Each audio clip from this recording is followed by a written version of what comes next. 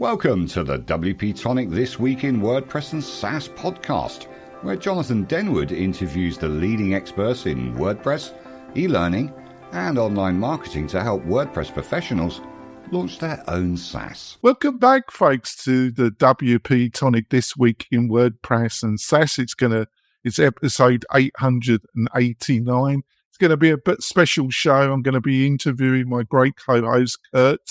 We're going to be delving in a bit about his background and how he got into WordPress. So, Kurt, would you like to quickly introduce yourself to the new listeners and viewers of the show? Sure thing, Jonathan. Thanks. My name is Kurt von Ahnen. I own an agency called MananaNoMas, and we focus largely on membership and learning websites. I also work directly with WP-Tonic and Lifter LMS. Fantastic. And in this show, Kurt has a background in working with some of the largest organizations in motorsport on an executive level, about how he had to transfer his knowledge and experience into running a WordPress agency. He has worked in the training side of motorsport. I'll also be discussing with him how, if you're a WordPress agency, you might be able to present yourself to larger organizations and be treated seriously as a serious option. He's got a wealth of knowledge. I just thought it was time to delve into that knowledge and find out more about Kirk, his background. Should be a fantastic show. But before we go into the meat and potatoes, I've got a couple messages from our major sponsors. We will be back in a few moments, folks. Tired of hosting providers that can't handle high traffic loads? Conversio is here to help. Our platform can handle any amount of traffic, all without slowdown or crashing. With immediate Slack support, performance optimization, and a team that thrives on resolving technical challenges, your e-commerce business is in safe hands. Learn more about Conversio at conversio.com. Are you looking for ways to make your content more engaging? Sensei LMS by Automatic is the original WordPress solution for creating and selling online courses. Sensei's new interactive blocks can be added to any WordPress page or post. For example, interactive videos let you pause videos and display quizzes, lead generation forms, surveys, and more. For a 20% off discount for the tribe, just use the code WP-Tonic, all one word, when checking out, and give Sensei a try today. We're coming back, folks. We've also got some temporary great sponsors as well, which I quickly want to tell you about. One of them is Omisend. Omisend is a text messaging plugin service, specializes in WooCommerce, has a history with Shopify, but decided to see the light and has moved into WordPress and WooCommerce. If you've got clients, especially in the e-commerce space, that need to send out SMS messages to their shoppers, their shopping carts, this is a great solution. And they're offering, for the first 3 months of sign up, 30% off. That's an exclusive deal with WP-Tonic. Another temporary sponsor, which I'm so glad, and hopefully they will decide to become a full-time sponsor, is Cloudways. Cloudways is offering a special deal, 4 months with 40% off. You'll find all these deals by going to the wp-tonic.com/deals. wp-tonic.com/deals. And you'll find all the coupon codes, all the deals from the sponsors on that page, plus a curated list of the best WordPress plugins and services that the WP-Tonic team utilizes on a daily basis. So they're all totally kosher and just save you a load of time with your clients. So go over there and get all the info there. What more could you ask for? Probably a lot more on Thanksgiving, but that's all you're going to get from the WP-Tonic team. So So, Kurt, let's go with question 1. Maybe you can give a more detailed intro about your background, how you got into motorsport, how you progressed into the higher management of motorsport. What life change led to you then getting into the world of WordPress and WordPress agency owner? Well, I can blame my addiction to motorsports on my father. My parents had split up when I was only 6 years old. And I think the way that my dad really ticked off my mother was he got me a motorcycle. And she hated it. It could be worse things, couldn't it? There could be worse things. It was so cool. I can still remember that it's Jonathan, if you've ever ridden like an air-cooled motorcycle before, there's a certain feeling and a certain smell that happens when you use something like that. To this day, I can remember being 6, 7 years old and going to this private property and riding this motorcycle with my friends and just feeling free, and it's that same feeling still happens to me today. If I get on a scooter, a race bike, a dirt bike, it doesn't matter. 2 wheels and an engine, and I am just so happy I giggle and laugh like a little child. So that was the start. And then I stuck with it. I was the only kid in high school that had a motorcycle. I couldn't afford a car and car insurance. And back then, motorcycles were cheap. So I bought a Honda 400. Insurance was $60 for a year. And I rode that thing, rain, snow, sleet, hail, growing up in Philadelphia. I rode it year round.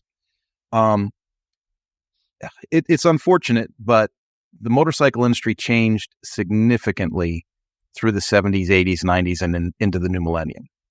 And so what used to be affordable, what used to be, kind of like old school pickup trucks and fun, has turned into a rather expensive distraction. So now to be in the industry, it's not like a end this thing. It's almost like it's become so expensive that you have to make other decisions. And with that, you just kind of stick with the sport. But I go all the way through it. I road raced for about 20 years, toured the country, dragging my knee around corners and having fun. And eventually started working in the car industry, and then along with motorcycle dealerships and then marine dealerships, and even worked in aviation for a while. So I just kind of got hooked on working in things that dealt with transportation and vehicles. Right. So how did you start getting into the managerial side of motorsport? Because I know you've worked for Ducati, you've worked for Suzuki, you worked with some of the most major motorsport brands and organizations. So how did your work in the more managerial side start? This gets into a thing that some people might describe as like a life hack. This is like, I should make a course and sell this. You should. I bypassed college. My family situation was such that I even had scholarship offers coming out of high school, and I just didn't go to college. I was working and almost instantly got into the automotive service industry and aviation, and just working the hours and, boots on the ground, doing the hard work. Right. And kind of like working with customers and getting cars fixed. So I had that experience at the dealer level. But when I got tired of that, I wrote a book, and that's the life hack. I wrote and published a book. It's called Service Writing in Black and White. It was just a mental exercise for me. I didn't realize it was going to sell, but then it started to sell. And Ducati bought the book, read the book, and then reached out to me. Jonathan, when the phone rang, I thought it was a prank call from one of my friends. They were like, "Hey, this is Ducati North America. Is Kurt Von Ahnen available?" And I was like, "Yeah, right, whatever."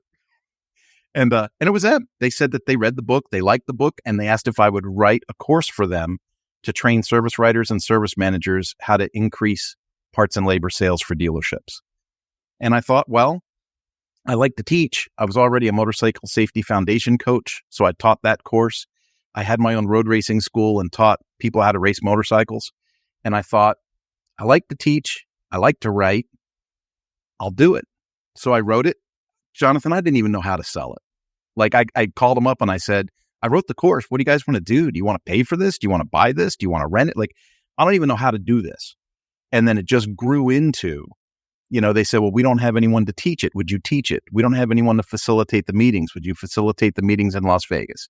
And it just grew and grew and grew. And they became my biggest contract. By this time, I had left the automotive industry and working in dealerships.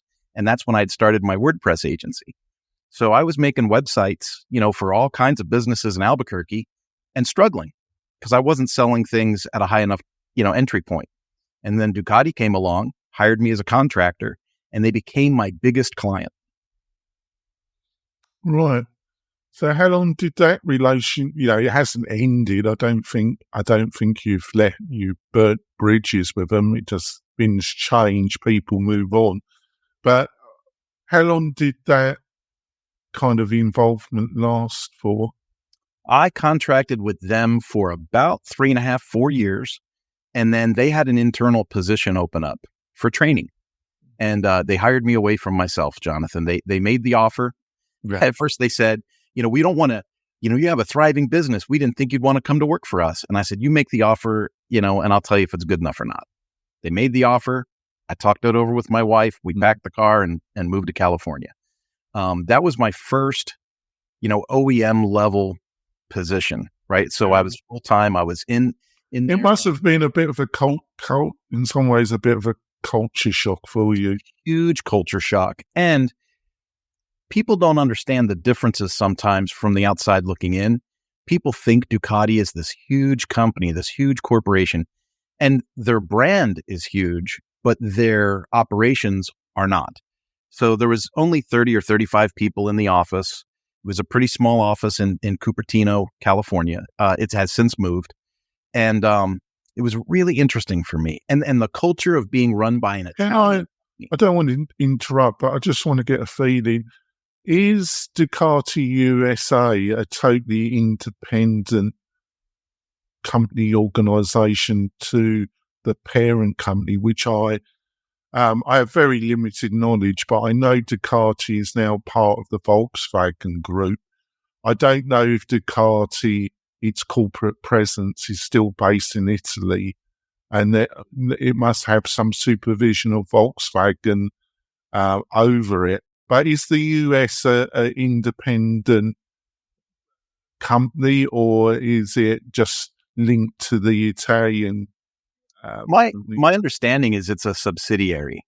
So there's Ducati North America, and that does Canada, United States, and Mexico. And then DMH is Ducati Motor Holdings, which is out of Bologna, Italy. Right. And they're under direct supervision, but my understanding is they do a lot of things independently as well. Yes, because I think this is quite a common structure. Am I correct about that? Yes. Yeah. Most people, when they think of an OEM in the United States, like Suzuki, Triumph, you just go through all the brands. They're not really manufacturers in the true sense of being a manufacturer. They're distributors. Yeah. So they import the product to the United States and then they distribute it. So realistically, and this might rub people the wrong way, but some of them aren't even enthusiasts for the sport. They could sell toasters. They could sell waterbeds. They don't care, right? They're moving product. And then of course they have the dealer network to maintain. Yeah, it's their business is business. Their business, they come from either business school background, traditionally doing an MBA at one of the higher MBA schools, or they're from a accountancy background or MBA background, and they're about the management of management and figures, which are very important aspects, but they normally don't have really a deep knowledge or culture understanding of the particular industry that they're involved in. A lot of them don't even want to know about that. I think myself that is a mistake. But on the other hand, I just don't want to come out with this nonsense, or they're just suits.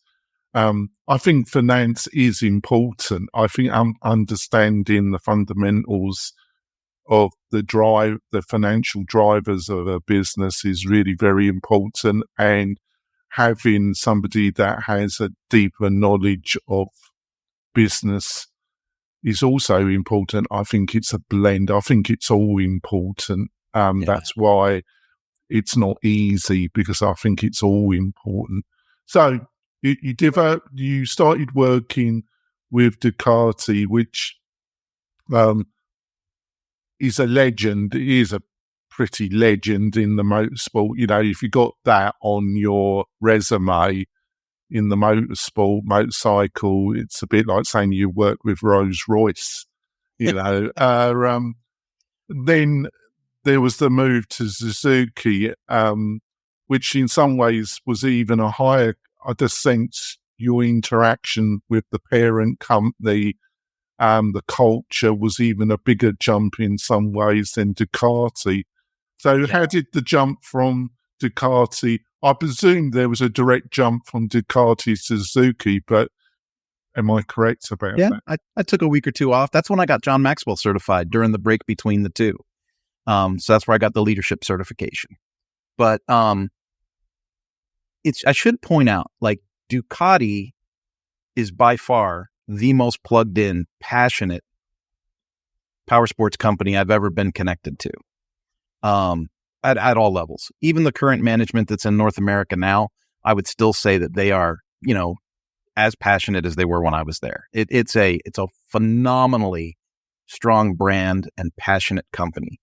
When you go from a company like Ducati and that Italian passion, and you go to a company, you know, like Suzuki, the culture is completely different, and you're dealing with volumes that dwarf Ducati. You know, they sell more. I mean, GSXRs. Tell me if I'm interrupting, but the other factor is obviously Ducati's part. In some ways, I'm not correct about this, because Ducati is part of Volkswagen, but I sense that they give Ducati as a really very separate company, and Volkswagen, I wouldn't say just leaves them to their own devices. That would be simplistic, but it is a really separate branding entity. With Suzuki, the motorsport is the motorcycle, the motorsport. I'm only presuming that I was going to see if you put me right here. This is a very large company that had to give up the motor car element in the US, but has a very quite large presence in motor cars, in the marine, in various aspects, very similar to Yamaha and Honda. They've got a lot of fingers in a lot of pies. It's just it's a major Japanese-based manufacturer. I just wanted to point that out to the listeners and viewers. People in America really don't have a grasp on how big Suzuki is. It is immense. They run something like 60% of the market in India with their product. Suzuki's kind of modus operandi is to introduce their entry-level cars to, you know, burgeoning markets. So when a country is starting to climb out of poverty and people are starting to get cars, Suzuki shows up with all these entry-level cars and they seize the market. I mean, they just flood it with their product at a very good price point, and they just have market share like crazy. That's part of the reason Toyota joined them and does business with them, because they're kind of sharing their hybrid technology with Suzuki for the future, and Suzuki's, you know, helping to introduce some of Toyota's models to these markets that they have these giant holds on. It's an amazing, when you get down to it, it's really an amazing thing. And to answer your question about the Volkswagen thing, to steal words directly from the people I worked with at Volkswagen, they believe in a thing called brand sanctity. That was their phrase. Mm-hmm. And I really enjoyed working for their organization. Like, if I could roll back the time a little bit, I'd almost love to do a little more with them. You know, they have Lamborghini, Bentley, Porsche, all these brands. And Volkswagen will give you anything you need. Like, they'll give you all the tools you need for your own success. But as long as you're experiencing success and growth, they kind of stay out of your backyard and they let you maintain your culture, you know, maintain your production methods, but they're there to help you when you need that boost. And it's like the perfect business combination to me of how you let people experience success.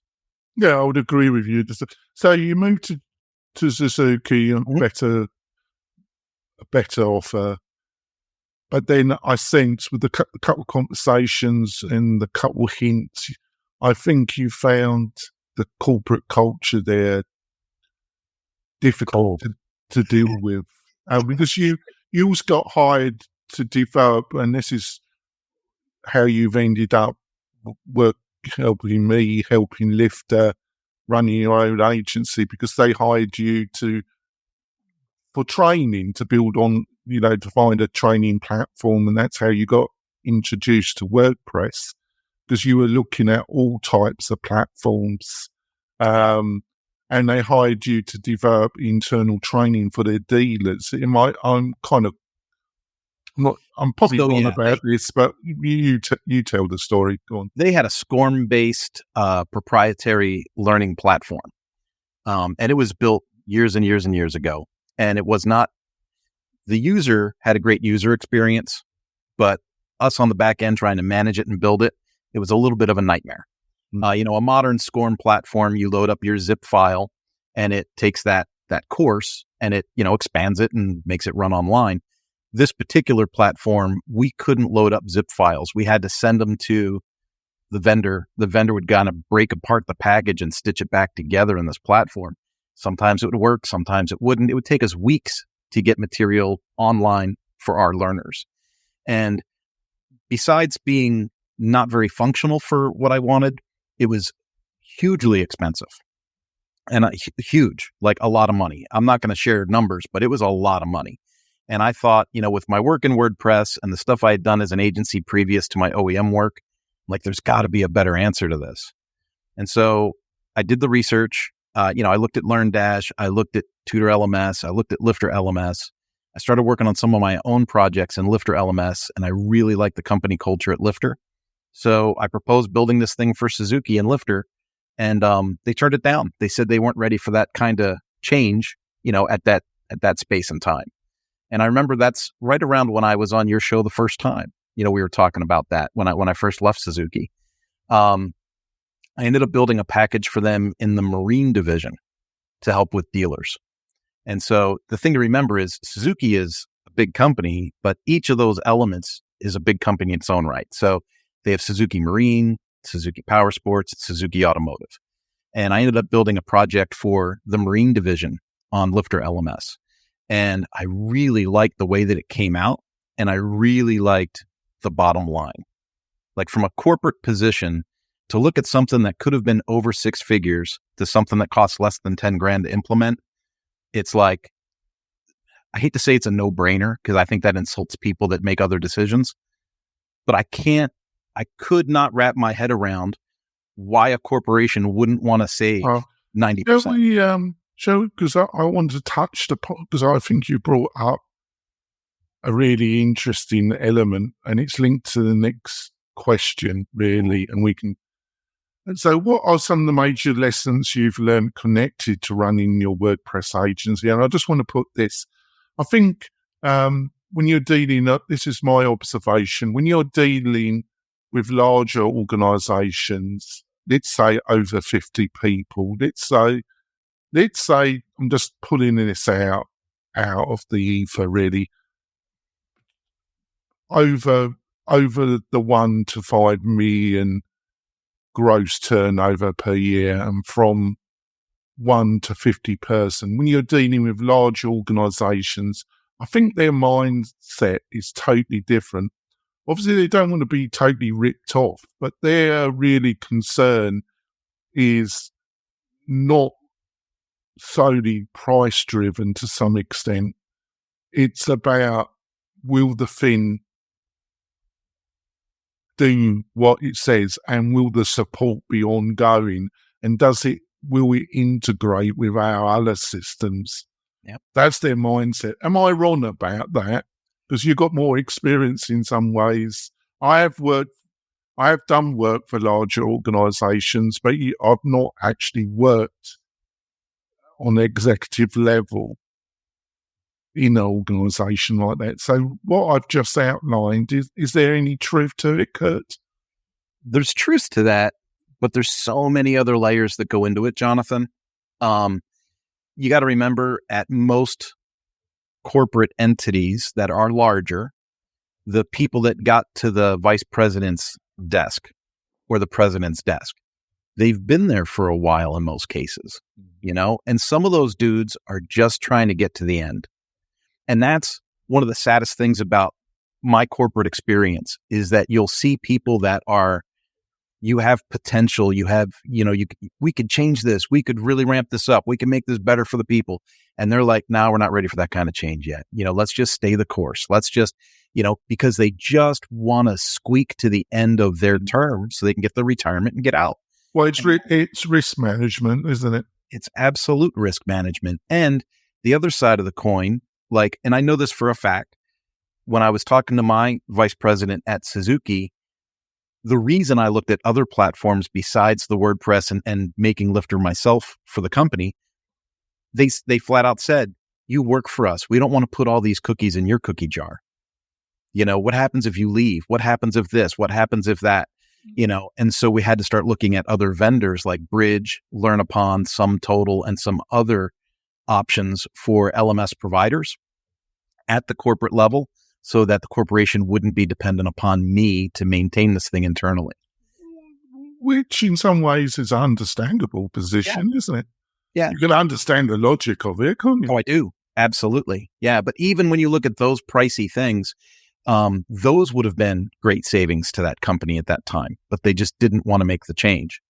And you run into that a lot when you get into corporate.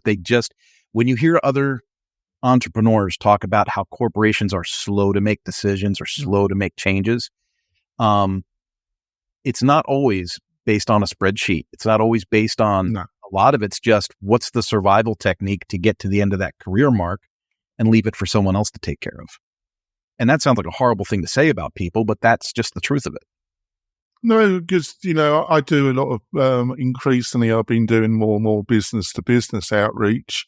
And one of the criteria I utilize LinkedIn is I look for job change as a criteria to touch base with them, because that's when there's the possibility of change being enacted. It's cruel. But so what are some of the other lessons you've learned by running a WordPress agency? If I think back to the beginning of it, Jonathan, I think the best advice to give people thinking about doing it themselves would be, you have to know your niche. You have to know, who are you serving and what's your offer going to be?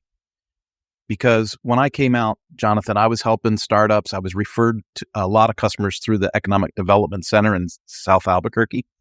So I had a lot of incoming new businesses, and they didn't have budgets. No, so I ended up pumping out a ton of mediocre websites, getting them up, just 4 or 5 page sites, just getting them up. The problem is you end up with hundreds of websites. And when you look at your bank account, you're like, I don't even know if I can pay rent. You're working. And I think at some level, you have to start to recognize, what's my skill set? What is my offer? And how does this thing scale or grow? I think a lot of people in the WordPress freelance, then if they want to go a lot of freelancers do not want to go down the agency route because they do not want to have to manage people. So which is totally understandable. I've chose to have I hire freelancers, and then I try and build a relationship with a small team of people that I have relationships with ongoing. But a lot of people don't even want to do that. They just want a freelancer. But I think everybody's been there, that you just take on the work that is available. But what you've got to attempt to do is exactly what you've outlined. You've got to find what type of customer, what type of industry, what type of scenario you seem to click with. And that varies with each freelancer, developer, a quasi-agency owner. It just varies. But the sooner you can find that niche, the better I think it's going to going to be. I think question 3, I think we touched upon it in around question 2, really, because it was what you didn't touch was because I think your relationship with Suzuki ended because they basically decided that training wasn't that important. It could be removed completely. Yeah, and passed on to the dealer network and let them do whatever they wanted to do. Is that? I think you said they just got rid of the whole department. Yeah, and I can't exactly say it like just leave it up to the dealer and they'll figure it out, right? But they still have training material that they make somehow, some way. But I used to run a team of 5 people, and I had someone that was a e-learning specialist, and then, a guy that wrote technical journals, and because we had to do all the service manuals and journals and emails and all that too. And so that whole department got shut down. In 2020, right before COVID, they closed a bunch of things. They closed down product development. They closed down training. They closed down the internal customer service lines. They just shut down a bunch of stuff. And so when I left Suzuki, I wasn't angry. Business is business, Well, it's a flicker that you never know what's coming. Yeah. So I wasn't angry, but I said, okay, am I going to get another corporate job? Because now I'd done corporate for 10 years. Am I getting another corporate job, or am I going to relaunch MananaNoMas and go after this thing, with a fever pitch? And I tried both. I tried getting work and I tried relaunching the agency. And during COVID, getting work was not happening. So I just kept taking every deal I could get with MananaNoMas. And here we are. I'm your co-host. I work directly with Lifter LMS, and I've got a couple of really great projects under my belt. Yeah. I like working with other people. I know some people that are highly intelligent, but for various reasons they are incapable of working in a group scenario. I don't think I'm one of those. I am an independent spirit, but I believe that there should be honest discussion in a group of people and then a collective decision made. And outside that decision, you shouldn't rubbish the people that made the decision, but there should be honest discussion in private, and there should be collective decision making, and then there should be an agreement about how criteria should be how we measure is our decision making based on reality. I think any other system is dictatorial and delusionary based, but I'm amazed about how many organisations, business, don't run on those basic principles. They say they are run on those principles, but they're not.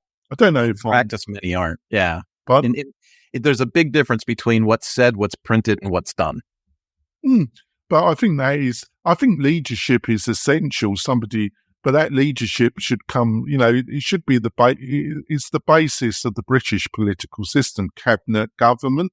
You have a prime minister, but you're supposed to have a cabinet, and there should be a discussion of all policies, and the prime minister and the people around him are the kind of the front of the cabinet, the people that explain, but that's all broken down for various reasons. That no longer exists in Britain. But I don't think it exists in a lot of companies now. I'm not going to go in, but it's just my observation. We're going to go for our break. Hopefully I wasn't boring you there, listeners and viewers. I was waffling a little bit, but I think I've kept it on topic. We're going to go for our break. It's been a fascinating discussion so far. I've got some other great questions for Gert. We will be back in a few moments, folks. This podcast episode is brought to you by Lifter LMS, the leading learning management system solution for WordPress. If you or your client are creating any kind of online course, training-based membership website, or any type of e-learning project, Lifter LMS is the most secure, stable, well-supported solution on the market. Go to lifterlms.com, and save 20% at checkout with coupon code podcast20. That's podcast20. Enjoy the rest of your show.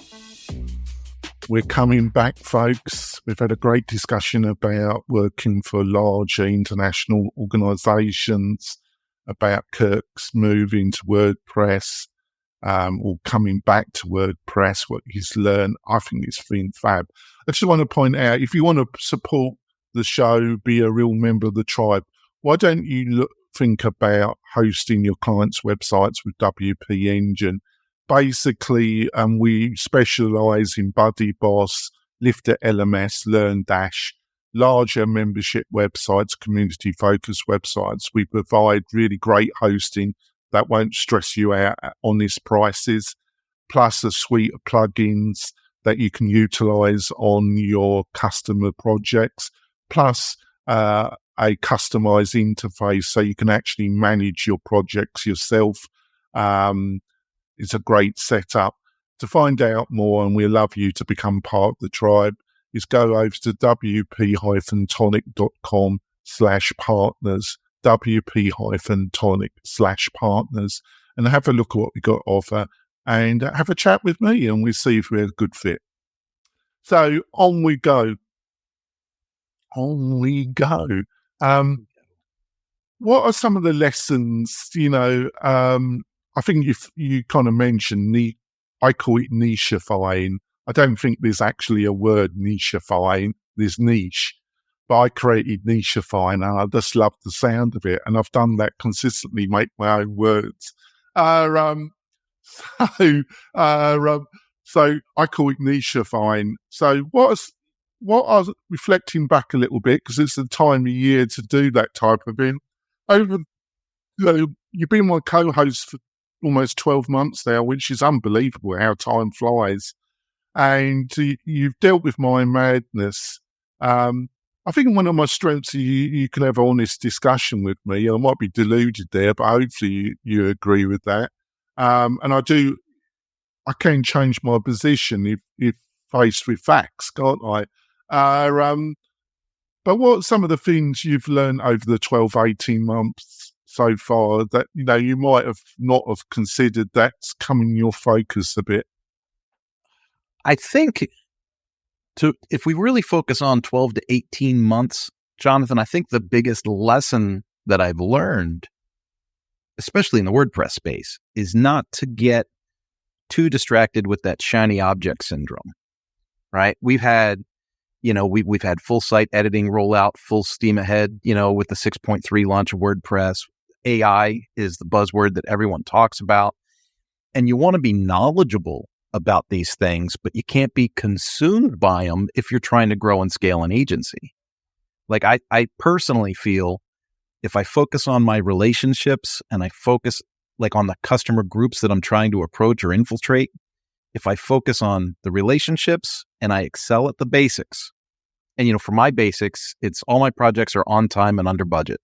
That's kind of like my niche. If I had one, would be on time and under budget. I don't mess with my clients like that. So if I focus on those basics and I don't get overly distracted, by these shiny objects, I'm able to grow and scale at a pretty steady rate. Yeah, I think one of the things that I've learned is that there is a kind of semi-culture, and it's totally understandable, of blaming, because there are a lot of clients. There's what I call semi-crazy and there's full crazy.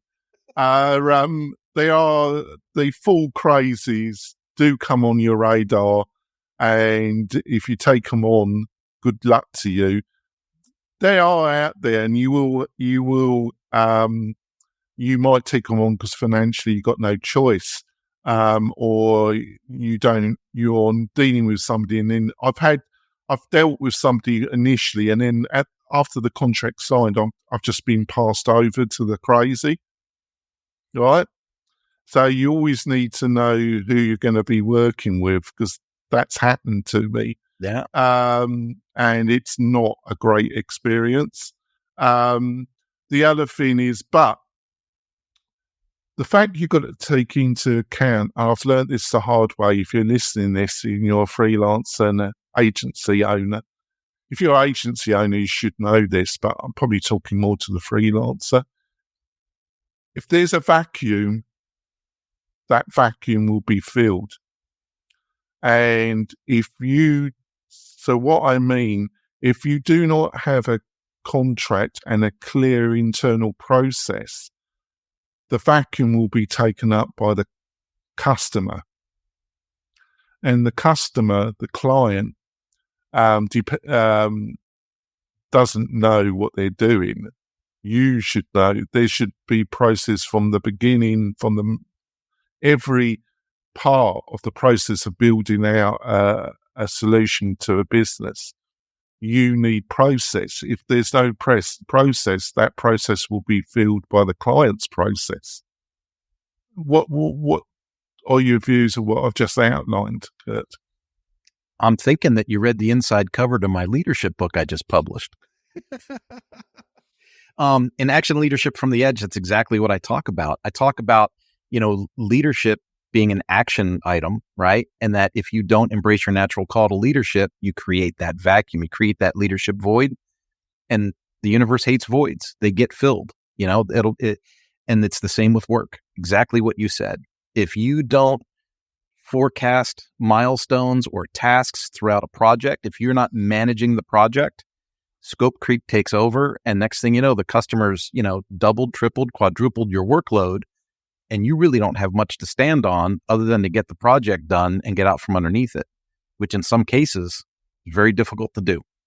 Yes, especially the medium-sized projects. Yeah. They become extremely messy and they become real, true financial loss leaders. Obviously, a smaller project, you can still take a financial hit, but it's only going to be marginal and you hope future work. But when you get into the medium-sized projects, they can be a substantial financial hit if you get substantial scope creep, which will happen in a vacuum. You're deluded. Because you got to understand, and I just want to put this to you to see if you agree with me or you think I'm not being incorrect. There is we've got to be realistic here. And if you're listening to this podcast, I love your feedback about this, listeners and viewers.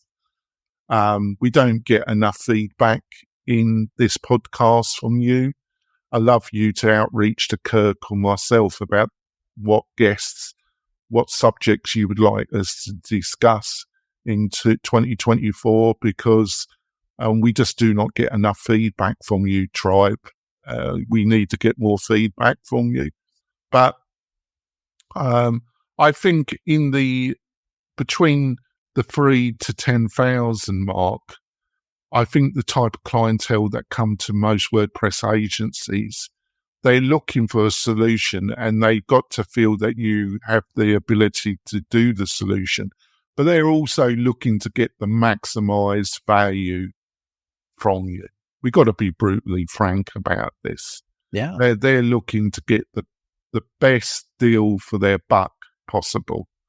So they're shopping, but they're always making a judgment call. We're shopping, but can that individual, that agency produce what they say they're going to produce at the quality that we're looking for?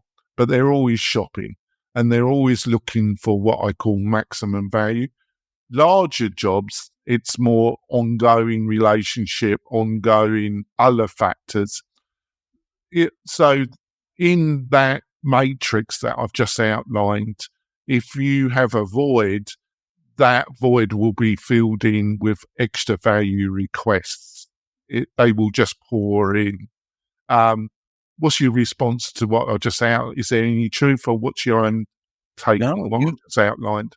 You nailed that in the real world pretty well, Jonathan. I mean, if people read between your words, they should understand there needs to be a little bit more of a panic in the discovery process. People, I think, skip a lot of the discovery process and don't get the nitty-gritty questions answered. They're in such a hurry to close the deal and get a deposit or swipe a credit card. I'm sorry to interrupt. I wasn't being rude, but The only problem with what I'm saying is that a lot of customers do not know. They don't even know what they want.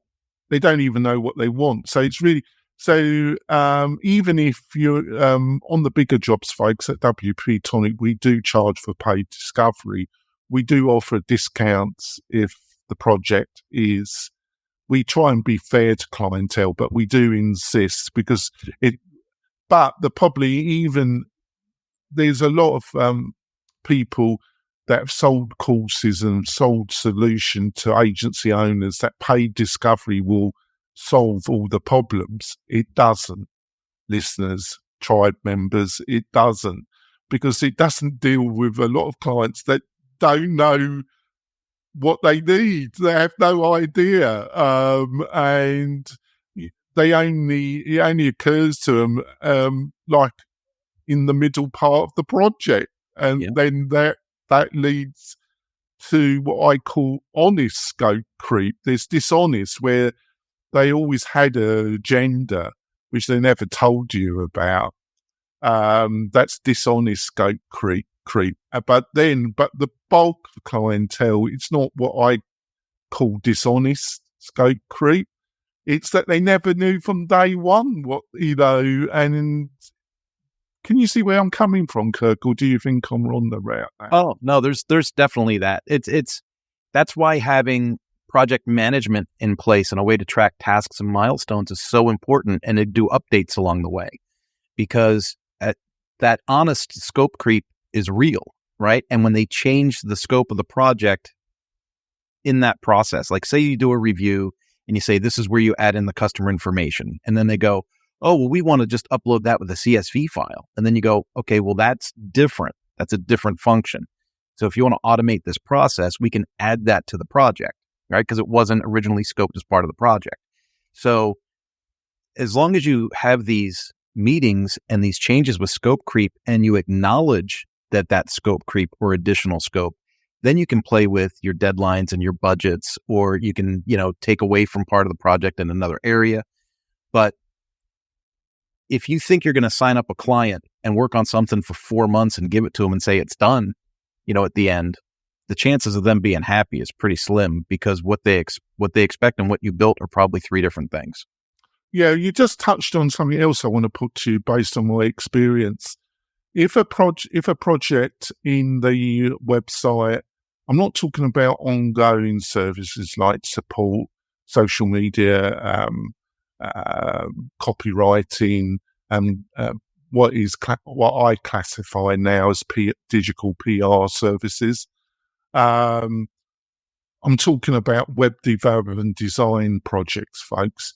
If you're looking at anything that cannot be finished between 3 and 6 months, I've had projects mostly driven by clients that have ghosted, that have disappeared for months. That you really got to have that in your contract and have penalty payments written in your contract, because I've let that go. This is in my past, folks. And the project is extended for 9 months to 10 months. They never end well. They always are filled with scope creep, and you always end up the client blaming you. They never accepted that they ghosted you for 3, 4, 5 months. Or what it normally happens is they ghost you for 6 weeks, and then there's a panic, and then they ghost you another 6, 7 weeks, and then there's another panic, and it's an ongoing pattern of micro ghosting, as I call it. That's what I call it. I call it micro ghosting, right?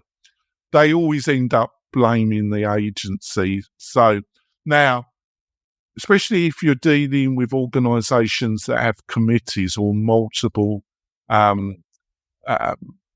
decision makers, the set 50 or the set 50-50 or the third setup do not work, because you get into an extended build-up consultation scenario.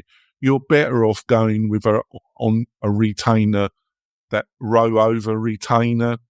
And what I mean is, you have a set retainer every month, and you keep a record of hours from your team, and you allow the hours to roll over to the next month, and you agree, they give you a kind of layout of the project, and you say, well, that normally takes 6 months, or that takes 12 months, and it's done with a roll over retainer. And that normally ends more favourably. But these fixed price projects, a fixed price project that goes over then 6 months, based on my experience, Kurt, is doomed to failure. It's doomed, and the clientele that micro ghost never accepts their dysfunctionality. They always place the dysfunctionality upon the freelancer and the agency owner. What's your response to what I've just outlined? Well, you nailed that. And it's, as the agency owner, when you're doing these update meetings, you constantly have to, this is so awkward. A lot of people think that as the agency, the customer is the project manager. Because the customer's going to be like, if you think that, you're really going to go down a bad way. You're totally out. Like, if you are the agency, you are the project manager, and you can only build what you have content to build with, right? So either you're getting paid to make the content, or the client is responsible to give you content to put into this structure.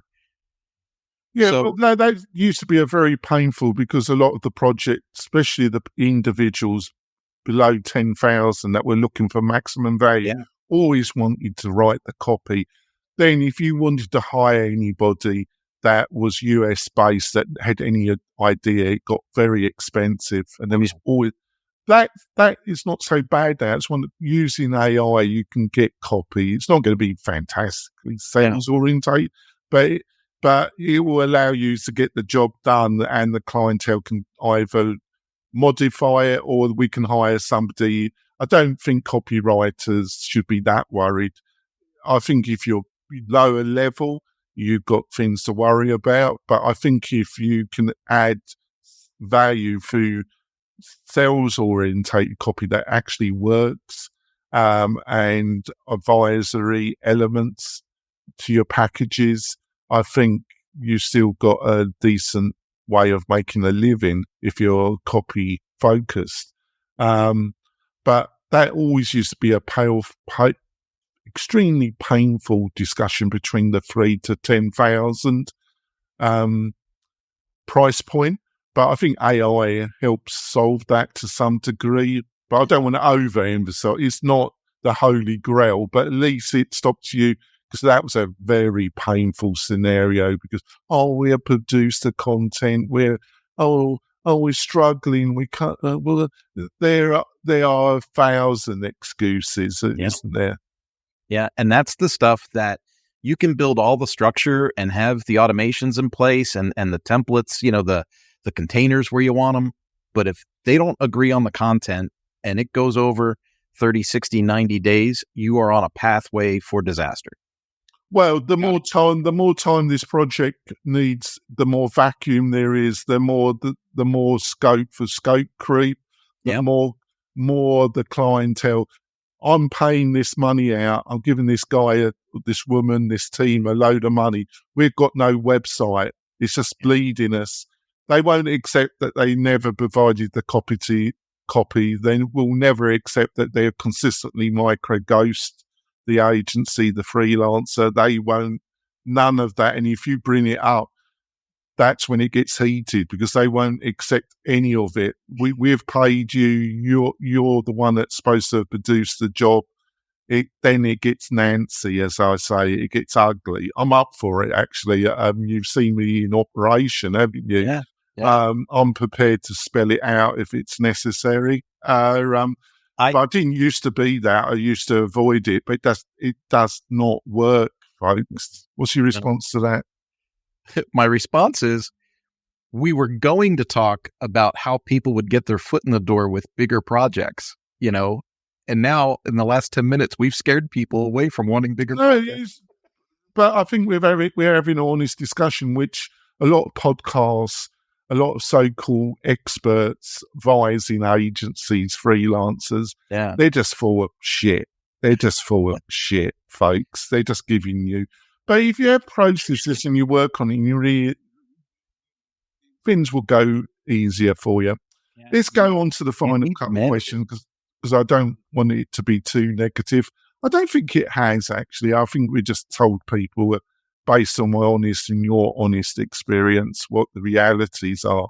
Well, I think one statement that I hear from a lot of other agency owners, and, because we network with a lot of people, Jonathan, is almost everybody has experienced small customers, people with a lack of budget, generally turn into a real pain in the rear end to finish and get done. And then it seems like the more people pay, the smoother the project goes. Like every time I up my game and I get better quality clients and higher budgets, the projects are much easier to maintain. And so, if anything else, hopefully that's an inspiration for people that are looking for scale and growth to go, oh, well, if I sell bigger packages, maybe they are. I see where you're coming from, and then you hear that a lot. But I think it's also about process. If you have concrete processes and you have proper contracts, and you have, the only thing is there's 2 to 3 people that consistently sell membership solutions to agencies that say paid discovery will solve all your problems, and it's a lie. It is important. We do it. I do it for larger. We have certain price triggers that if the person has to pay up front, we don't ask for discovery because they're set packages, packagized services.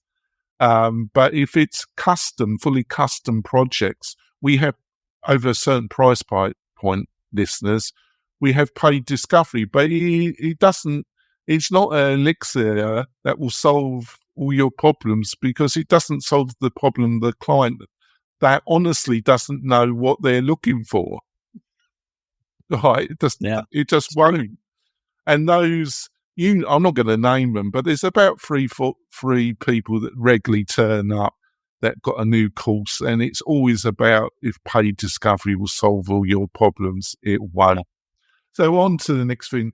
What business tools and services that you utilize daily, weekly, monthly that help you run your agency and help you do your work? Can you name a few names and new things that come to your head? Well, one of the tools that I use that you might think is awkward to bring up is I got one of those Remarkable 2 tablets, that you can write on for your notes and stuff. And I take really great notes from every business meeting that I have. And those notes are completely searchable all within that. I don't, because that's down to my dyslexia. I've got a pretty good memory, but it's not fallible as I get older, and I'm old now. But yeah, I prefer to write and draw my notes. Yeah, right. You should always do that. I wish I could do that, but AI has helped me enormously. I've invested a lot of money and learning, and I think the last year the AI tools that I invested are really paying off dividends to me. And we might have an internal discussion in the new year about certain AI tools that I've utilised that really made a difference in my agency. Give us some feedback, listener, tribe members, if you want to hear that show. Otherwise, you're not going to get it. So the tablet, anything else? Yeah. It's the tools that we all use, but we take for granted now. So StreamYard, we're doing this right now. I run a ton of meetings on StreamYard. I run a ton in Zoom.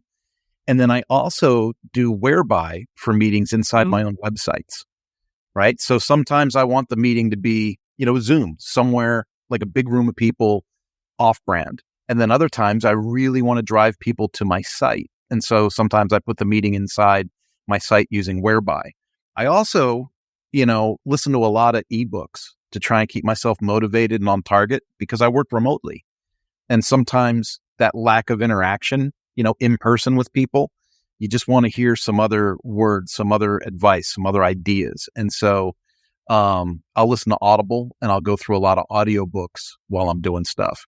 And then I have my own podcast. The MananaNoMas podcast is done on Spotify for podcasters. So I use that tool. And then LinkedIn. I meet a lot of folks through LinkedIn, and I'm not going to say I monetize LinkedIn. I hate when people say that, but it's kind of isn't it? I do leverage the networking. Yeah. And then obviously there's the WordPress and the tech stack that, you and I are both familiar with and how we build our products. The thing is, I do specific industries, and I've upped my LinkedIn game because you said and I pay for Premier, and the past few months I've been upping my game, but it's in particular industry sectors. But the outreach, I don't mind people approaching me through LinkedIn. What I hate is them trying to sell to me straight away. What I mean by that, I'm upfront with it, but I always try and offer some value. I try and offer a free PDF or a free resource. I think it's totally fair to say I'm looking, do you want a discussion? This is how we can help you. But also here's this free resource. Yeah. And because it might not be the right time. It's all about timing. There's the amount of people around LinkedIn. Sorry, go on. There's a whole culture around LinkedIn, and so many people are missing it. That cold email, in-mail thing that they offer that everyone spams you with. Do you want PMP training, or do you want to make 73 new appointments every month? Or that's garbage. Yeah, but I do a little bit of that, but I offer a PDF. I offer, offer value. Yeah, I try and offer something to somebody, and if it isn't the right time, I'm not going to buzz you. And you get these people that they don't they don't back off. You show no interest, and then it's 15 messages later, isn't it? You got to block them. Yeah, and in the end you block them, don't you? So it's self-defeating, because also I think LinkedIn, because they're using automated systems, and LinkedIn is really trying to hit them hard because they got to, because it will destroy LinkedIn as well. So on to our last question. Obviously, I'm English, never guess, would you? And I've been living in America, but I lived in England for 40 years, and I always see myself culturally as being very English. Got no plans to going back to the UK, even though I still got friends and family that I'm close to. It's just the weather, folks. The weather in the winter is brutal, and anybody from England that tells you any different, they're a liar. So I'm a great fan of Doctor Who and the Time Machine. So if you had your own time machine and you could go back for an hour and just have over a beer, have a chat with yourself, would there be one or two things that you wish you had known at the beginning of your career that you understand now, Kurt? Oh, Jonathan, I think there's one or two things, and I think, and this is probably more personal than the listeners are used to hearing, but I did not have enough confidence in myself as a young man. On the outside, I appeared gregarious and confident, but on the inside, like in third grade, someone said, "What do you want to do when you get older?" I said, I want to write a book. And they literally laughed at me and said, "You don't even like English class, dude. Why would you write a book?" And then if you remember the conversation we just had, publishing that book in 2007 is what led to my career in the OEM power sports world. So, if I would have dismissed the naysayers and the haters earlier in life, I probably would have experienced There's a bloody lot of them, isn't there? There is. Unfortunately, there's some great people in WordPress, but there's some real shits in WordPress. You'd slightly disagree, but there is, be honest, there's some real keyboard warriors that are out in the WordPress community that just get delight in just shitting on everything and everybody. And it's just depressing, but I've just chosen to, I think I've had a couple rants, but you look at the totality of how I've responded, I've just utilised that negative energy to refocus. Hopefully you would agree on that. I know you've had to deal with a couple shitty times with me when I've just ranted on. And so has Chris Badgers, who's a great friend. He's listened a couple of times to my ranting. But in the totality, I've been proud about. But there is a certain group in the WordPress community that are total shit. So, I mean, they're awful people, and everybody knows them and tries to avoid them like the plague. But it is. But there's also some really fantastic people, isn't there? So, and I totally agree with you, because I had a terrible educational experience as a reasonably intelligent dyslexic. I was hated by my schools, hated by the establishment. That's why I've always had compassion for outsiders and people that struggle, because I've been there myself. Because if you don't fit into the system really makes it rough for you, doesn't it? It does. And everyone's got a different learning style, but the system doesn't appreciate that. Nor does it want to know, does it? Yeah, doesn't encourage it. And so when I look at things that were overcome and things that, that shaped my character, I wouldn't necessarily change events, even the negative events, because they're part of what make you who you are. But, I'm 56 now, Jonathan, and I seem like I'm just now coming out of my shell and recognizing my expertise in power sports, my expertise in leadership, my expertise in project management, but I did all these jobs for 40 years. And even as a 50-year-old person was like, I still felt like the child in the room. Yes, it's most strange. Just listen to me and Kirk, if you're a younger man or woman, find your niche, become a thought leader, build your tribe, build your community. It will pay dividends. It's the one thing that losing a corporate job, losing a major client, that can never be taken from you. So, Kirk, I think it's been a great Thanksgiving special. I think it's been a fabulous discussion. What's the best way for people to find your podcast and also find more information about you in general, Kirk? Yeah, the podcast is called MananaNoMas. It's on Apple, it's on Spotify, it's on Anchor, it's on all the big channels. I also publish all the episodes on my own site, MananaNoMas.com. Got a pretty strong site there and a pretty strong offer. And I'm on LinkedIn. LinkedIn's a great way to get in touch. Make the connection. I've got a LinkedIn strategy that does not spam you. So you're safe to hit a connection link and we'll go that route. Yeah, that's the other thing, automatic replies when you connect and you get automatic pitch. Oh my God, that's a losing strategy, isn't it? It's such a loser, isn't it? Now, how can you support the show, folks? Well, basically just contact me or Kirk, and there's loads of ways. You can contact us on Twitter, leave a message on Twitter. You can contact us through LinkedIn, and you can contact us through the WP-Tonic YouTube channel. So there's great ways of contacting us. We need your more feedback from you about what kind of shows you and me and Kirk you want from us. What type of guests you want and what type of subjects you want from us. Give us that feedback. That'd be much appreciated. We will be back next week with another great interview. We'll see you soon. Bye. Hey, thanks for listening. We really do appreciate it. Why not visit the Mastermind Facebook group? And also, to keep up with the latest news, click wp-tonic.com/newsletter. We'll see you next time.